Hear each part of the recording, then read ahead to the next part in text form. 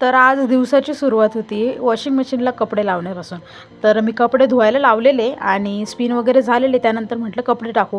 तर मी बघते काय त्या मशीनला पण असं विचित्र मातीसारखं काहीतरी लागलेलं आणि कपड्यांना पण. मग कपडे सेपरेट करून घेतले. चांगले होते ते सुकायला टाकलेले आणि जे खराब होते ते परत मी पाण्यामध्ये म्हणजे धुवून काढलेले आणि परत स्पिन केलेलं. तर मी मशीनमध्ये दाखवते तुम्हाला की हे बघा, हे कसलं तरी लागलंय मातीसारखं आणि ते पूर्ण चिपकून गेले. तसंच कपड्यांना पण चिपकलं आणि मशीनला पण चिपकलेलं.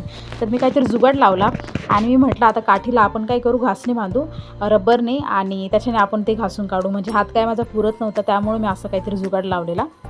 तर दुपारी मी रिकामी बसलेली होती. तर मला एक गोष्ट आठवली की आपली बॅग आवरायची बाकी आहे, मेकअपची बॅग. सो मी त्याच्यामध्ये एक बॉक्स बघितला आवरता आणि त्या बॉक्समध्ये हे केसांचा बंच होता, जो 3 टाईपचा होता, म्हणजे वेणीसारखा होता. तर मग मी त्याला म्हणजे त्याचा खूप गुत्ता झालेला, तर त्याला मी व्यवस्थित केलेला. आणि हां, मी मुंबईला फर्स्ट टाईम बीचवर गेलेली, म्हणजे समुद्रकिनारी. तेव्हाच मी हे शिंपले वगैरे उचलून आणलेले.